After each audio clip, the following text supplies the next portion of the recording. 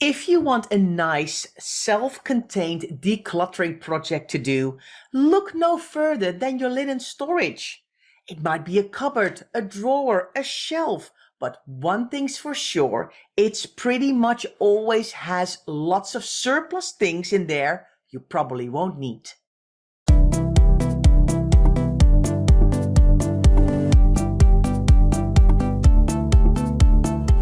You're listening to the Declutter Hub podcast, bringing you tried and tested, no-nonsense tips and advice from the leading experts in decluttering and organising your home. Now here are your hosts, Ingrid Jansen and Leslie Spellman.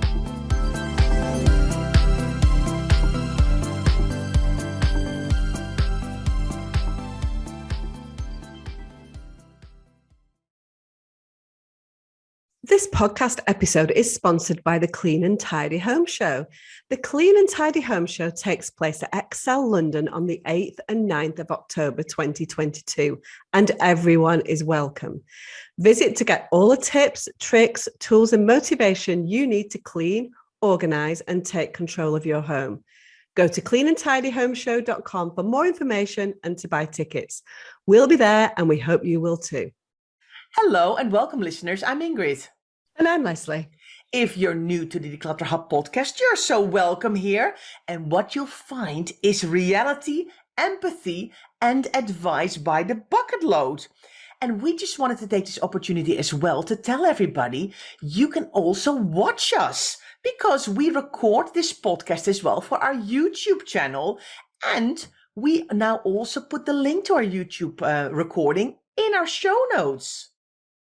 I feel like it's time to give a bit of love to the show notes page, Ingrid, isn't it, on our podcast? It gets overlooked. It's this little known page on our lovely website that we spend a lot of time putting information together. So what sort of things are on our show notes page? So it's on the declutterhub.com website, and it will be / whatever the number of the podcast is. So obviously this one is 204.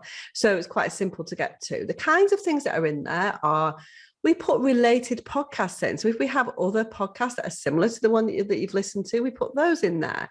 As Ingrid has already mentioned, we put our YouTube video, so you can watch the video directly from the show notes page in YouTube. So that makes it quite simple.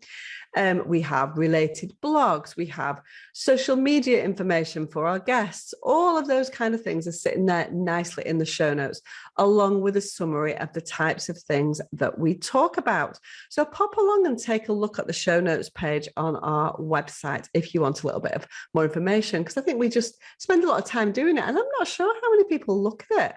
I'd love more people to look at it. It's a very special page, isn't it, Ingrid? Well, it's also nice, Leslie, because people can leave us a comment. So if you want to share something that you thought, oh, wow, I never realized that, or that sounds interesting, or I want Ingrid and Leslie to know this, or I have an opinion about something, you can leave your comments. So for example, this is podcast 204. So you can just go to declutterhub.com /204 and you can find everything you need there.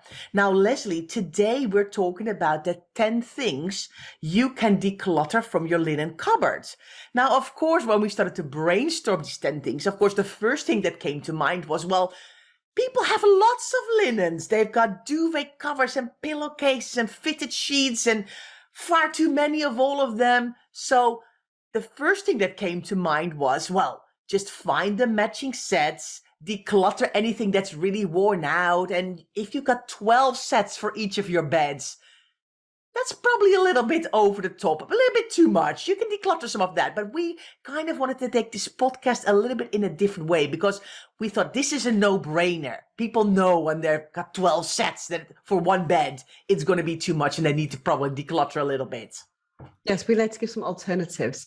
We like to take you to places that you weren't expecting with our 10 Things podcast. I think that's true, isn't it, Ingrid? Yes. So do the basics. And to be fair, even the basics in themselves is a great decluttering project. But we want to maybe give you a few ideas of the types of things you might not have thought about, or they are sitting there and you overlook them every time. And we want to give you an idea about what those kind of things are. So number one on our list is cushion covers. Okay. So we get new cushions and we go, oh, well, actually, the cushion covers are still quite good. So I'm going to wash them. I'm going to put them in my linen cupboard and I might use them again. And actually, we never do because we've actually already made a decision, haven't we, Ingrid, that we no longer want those in our house, that we want those to be replaced by something more upgraded. We've made a decision, but we're procrastinating on that final decision to declutter it and send it off to charity. So we quite often find old cushion covers sitting in linen cupboards.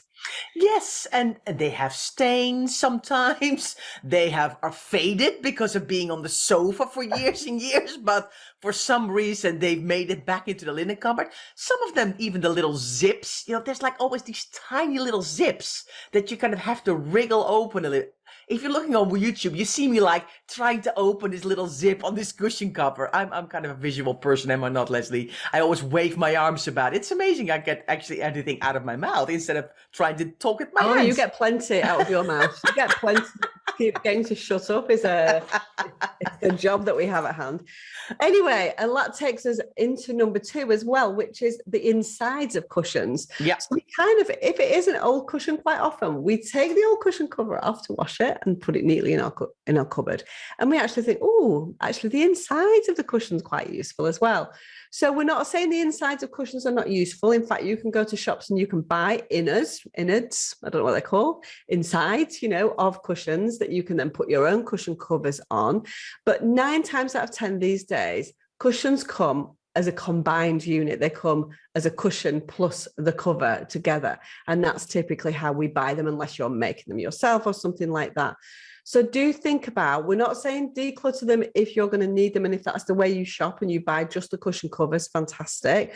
But just think about that. You have no reason to keep those cushions themselves, the insides of cushions, if you would always buy a whole unit. Yeah. So cushion covers and cushion insides, number 1 and 2. Yes, I like it. I like it. Well, let's move on to number 3 then, Leslie, which I see a lot as well. And that is kids' bedding. So the kids used to have a cot bed or a baby bed or a Moses basket or a single bed. And they've now upgraded to larger bed sizes, maybe a double or a king or a queen or whatever it is. Or they've even moved out. Your kids got queen size beds. No. They wouldn't fit in my house. They wish. Let's go OTC. It's like a big deal to give them a double. They're like, I want a double bed. It's like, oh, okay, maybe, 10 years old. But yeah, they're not going to super king. That's got to be reserved for people of the generation. But I mean that sometimes the kids' bedding stays in linen cupboards for ages. While in the meantime, the kids are like teens or in a double bed, but still the kid-sized bedding is still there when you find it. And it has, it's far too small. The sizes are too small because it was for a cot bed that left the house donkey's years ago, or it is outdated patterns, with characters on them, or, they go maybe through a Marvel period or Lego or whatever, and now they're like in their teens and they're like, oh my gosh, that is so like, I don't like that duvet cover anymore. But we're like, oh, and we keep it, and we keep it in our linen cupboard. We find it very difficult, don't we, because we know that there is typically with children, there is a regeneration. There's grandkids coming along, there's sisters and brothers having kids that you could pass it along to. And so if it served you well, quite often we keep it because we know that it's going to come in for somebody else. So what we're saying with those kind of things is, of course, there's quite a big generational gap between children and grandchildren most of the time. And so how long are you going to keep that in your cupboards, cluttering up your space, waiting for the next generation to come along? That's the question that we've got. And also as well, quite often when the next generation comes along, trends have changed, bed sizes have changed. Your daughter or your son with their child might not want your old stuff because they want brand new. There's health and safety. And so quite often all the stuff that we kept from a well-meaning perspective is no longer fit for purpose. People don't want to use that Moses basket and all those kind of things. So it's not just the bed and it's the other stuff as well. Just think about the timescales involved and whether it's worth your while keeping it. It's very hard to let go of that stuff because we know it's going to come in, but is it worth the effort and the space that it takes in the interim period? And don't forget, Leslie, kids' bedding gets washed a lot. Yes. I mean, and it does fade over time. So, it just doesn't look like it was when you bought it for the first time. So really be critical when you have a look at that bedding and go, is it really worth hanging on to, or is it faded over time? And has it been used just too many times? Because that's what happens. Exactly. I want to talk about, while you've been talking now, I've been trying to rack my brains because there's a name for this. Ingrid and I, we've spoke about this many times.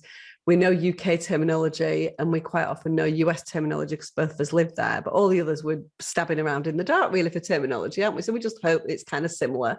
But I want to talk about Valances, Ingrid, and I know they've got another name in America and I can't remember what it is. Can you remember what it is?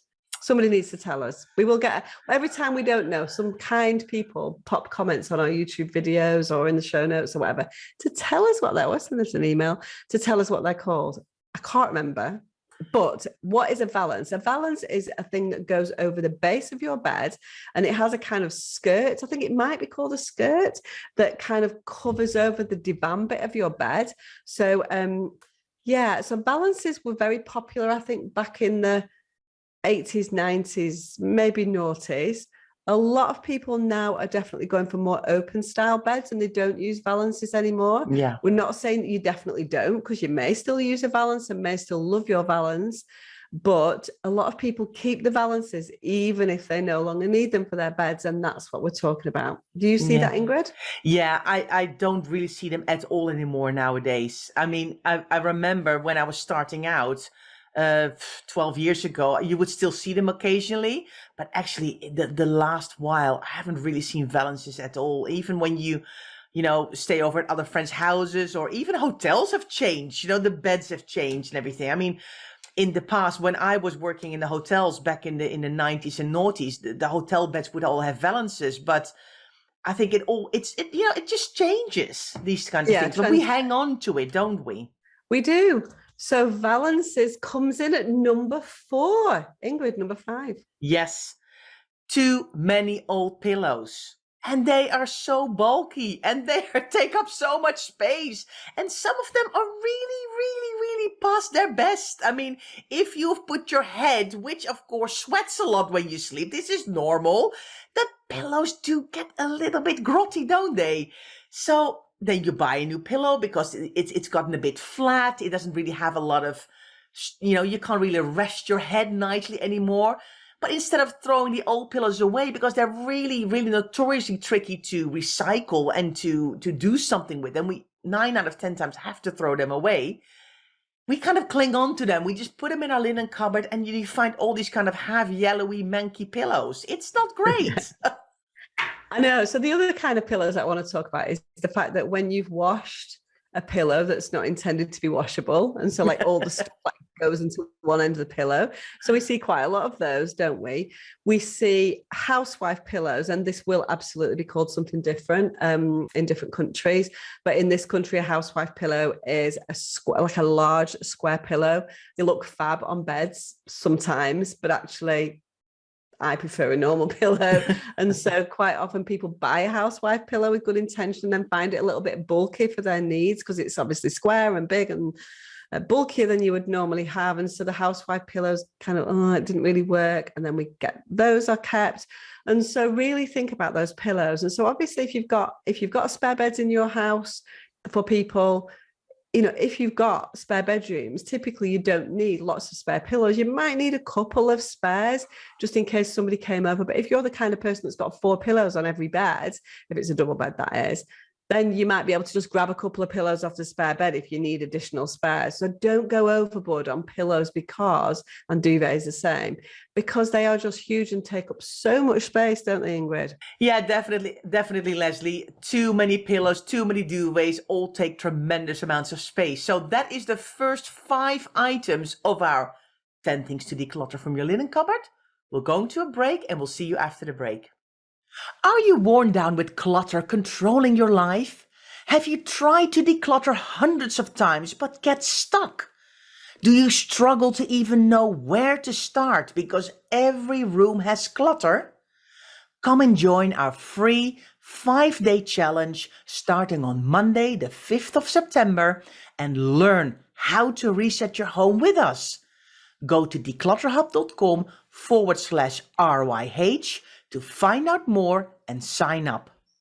Hi everyone, welcome back after the break. Well, we chatted all about the Reset Your Home Challenge. Leslie, we're starting soon, so you can still sign up. So come and join us for the Reset Your Home Challenge. Don't forget.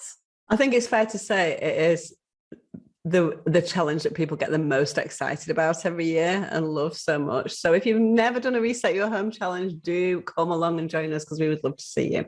Okay, back to 10 things from your linen cupboard. I'm going to talk about tablecloths. Okay, so tablecloths, we talked about Valances before the break, and tablecloths kind of fit in that category a little bit. They were much more popular in years gone by. Now, I'm not saying that people don't use tablecloths. There's lots of people who absolutely do use tablecloths. But those kind of really fancy, chintzy tablecloths, we don't use those quite as much. A lot of the tables that we have now are there to be displayed. And so we use mats. If we've got wooden tables, typically we just use mats instead of tablecloths. We don't lay the table as much as we used to. We tend to dine more casually now than we did years ago. But we still have this hangover of tablecloths. Quite often, a lot of these tablecloths are still in wrappers because people have bought them and leave them in their linen cupboards in wrappers as well. So really look at those tablecloths. Look at whether they're stained, because that's a big problem when it comes to tablecloths. Look whether they are still on trend. So they're still something that you would have in your house, and look at the volumes that you have of tablecloths and see whether or not they are necessary for you. Yes, Leslie, especially the volumes. I mean, you need to look at your life realistically and go, when do I actually use a tablecloth? Is it only for the holidays or special occasions? Why have I got 8 tablecloths when I only need 1 or maybe 2? Can you ditch the ones that have stains and that look past their best? And can you keep 1 or 2 that come in handy? Or maybe you're like, what tablecloths? I haven't used one in the last decade. Why are these still in my house? Let them go. Let somebody else enjoy them. And you can create some space in your linen cupboard. Okay, Ingrid, at number 7, I wanted to talk about towels. Now, I know at the beginning we said we weren't going to talk about towels because they were too obvious. But what I want to talk about is towels that are the wrong size. Now, when I say the wrong size, they're a size that you don't quite gel with. And so that might be, for example, people love a bath sheet. Some people love a bath sheet, which is a huge towel that goes around your whole body. I prefer like a bath towel, which is kind of like the one that just goes over your chest, or like, well, not just your chest, like your whole body actually, but goes from your sort of chest area and then down. And so I prefer that. And then the bath sheets I find too big, too bulky. They annoy me when I've got to dry them and iron them and all that kind of stuff. And actually, we don't use that many hand towels here as well. We've only got a couple of hand towels. So some people have got, particularly if you buy them in sets, you might have more hand towels or more bath sheets that you wanted. So I always prefer when I'm buying towels to buy individual towels rather than, what do they call them? They call them bales or something, don't they, where they're all together. And they come in, they look really nice, don't they? Because they're kind of a big one, a medium one, then a hand towel, and then a flannel. And sometimes you get things that you don't really need. So really think about those. And actually flannels as well is a good one. Think about whether or not you actually use a flannel. So look at the size of your towels and whether they are good for your family, because there's no point in keeping towels that are ones that are not going to be used because you don't like that size. I couldn't agree more. And especially with those packages, indeed, those kind of all-in-one packages, like you mentioned, Leslie, those bales, there's always one that just doesn't fit. Or somebody gives you a gift and then there's a towel included and it's suddenly square. And it's like, but I've got all the other ones are rectangular. A square towel does not fit in with my folding, and then it doesn't look nice. I didn't even know there was a square towel. Yeah. Like what? Like where's that? I've never seen a square towel. Yeah. When you've got like square towels and they're not like rectangular. So sometimes like it's odd sizes out like that. Right. But I see what you mean. It's like you just prefer a certain size. Some people like really, really large towels, like my in-laws. There's not one large towel in that house. They all have hand towels. So when I'm at their house, I normally use 3 small hand towels, because one for my hair, one for my upper body, one for my lower body, because they've got that large towels because they don't like that size. So I just do whatever I can and unfortunately have to use 3 of their towels when I'm at their house. But And then you complain, and then you probably complain to the host, don't you, about the fact that their towels were not fit for purpose. no, not Are you at all, sure? Leslie. Not at all. I'm very nice. I would not do that. I would not do that. Well, Be nice. I'd like to challenge, if it was your family, I'm going to go and ask your mum and your sister whether you've ever complained about the towel situation in their house. Anyway, let's go on to number 8. We want to talk about sheets now. And again, same principle. You know, if they're too old, you've got too many, of course, fine, they need to go. But let's talk about flat sheets. Now, some people love a flat sheet. I know when I lived in the States, people definitely go more for having a fitted sheet on the bottom, then a flat sheet, then a duvet or comforter on top. A little bit different to the way that we do things in this country. Not sure about how people do things in different countries, as I've already mentioned. So in America, I found that there was more flat sheet usage than there is in the UK. That may have changed because it was 20 odd years ago since I was there.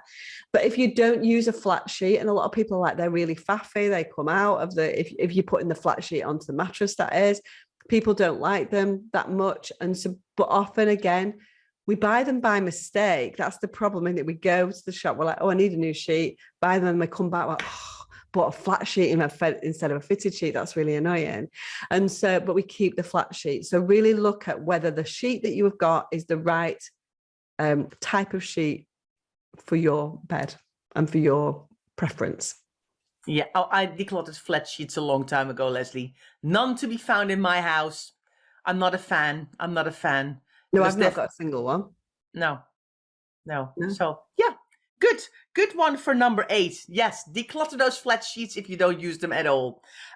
Next one is towels that are kind of old that then go to be used either on pets as pet towels or dog towels, or are being used for DIY. Let's have some old towels or dirty cleaning jobs. And then when you look at the stack of kind of these types of towels, there's like, well, not 5, there's like 60. It's like, how many towels do you need for like pet towels and dirty DIY jobs? It's all a bit too much, isn't it? Yeah, I think again, it leads down to that procrastination route, isn't it? We think, oh, actually, I could get rid of that. Was going to come in really handy for that purpose. And then we have too many and we never get rid of the older, old pet towels and DIY towels, and that's how we amass so many. And so it's not an unusual scenario to keep things for DIY or for dirty jobs or for gardening jobs. That goes for clothes as well. We talk about this in our wardrobe courses as well. Like there's only so many dirty or old clothes that you need for projects. You don't need that many because you're not doing them all the time. So really look at those dog towels, pet towels, DIY project towels, and see whether you've got too many, because you can absolutely ditch a few of those. Right, so we've done 9 items of the 10 things to declutter from your linen cupboard, and we're now up to the last one, number 10, and that is declutter some of those old bath mats.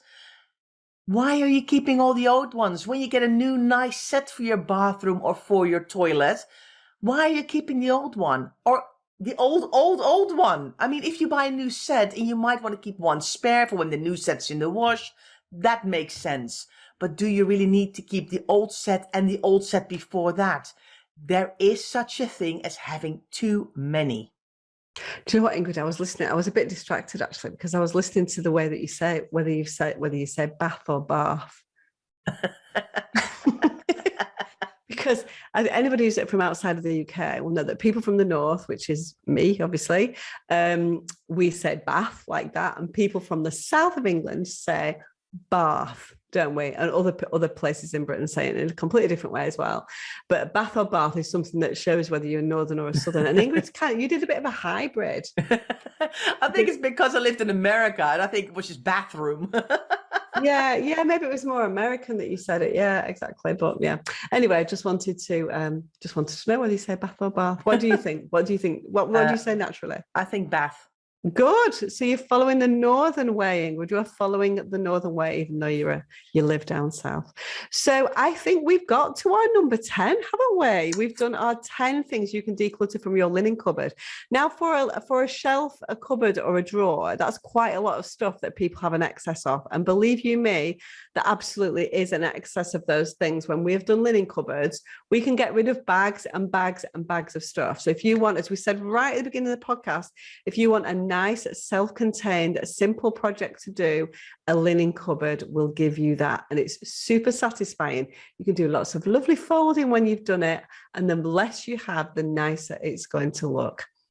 I love doing a linen cupboard. It's one of my favorite things to do, either at my own house or at my client's house, because it's so satisfying. I mean, I think one time I took 8 bags to the charity shop with just all the wrong sizes, and it just was a couple that moved in together, and then they bought a new bed with a new size, but they kept all the bags full. I love it. I think it's very satisfying. Because you can do nice folding, you can do nice labeling, you can declutter a lot of stuff. It's very satisfying. As I say, I'm very smart. Well, it could be hours. Like if you're doing 8 bags and you're labeling all the sheets and labeling all the things, then it can turn into a bigger project than perhaps first started. I mean, Leslie, that's why we have a whole course about the linen cupboard in our membership. It's like, because we have a lot to talk about. We do a lot more than this and then some more beside, as they say. So are you going to do your linen cupboard this weekend? We will be very excited to see the fruits of your labor, see all those lovely labels,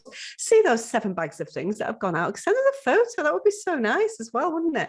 So let us know if you do your linen cupboard and how successful you are, and whether you found any of our 10 things that you could declutter. So Ingrid, let's talk about next week's podcast. Yes, next week is all about, are you a heaper or a sweeper? Now you might wonder, I don't even know what that means. You definitely have to listen in next week, but we're going to talk about heaping and sweeping, explain what it is, and maybe you realize you are one of 2 or neither. So come and listen in next week, and we hope to see you then.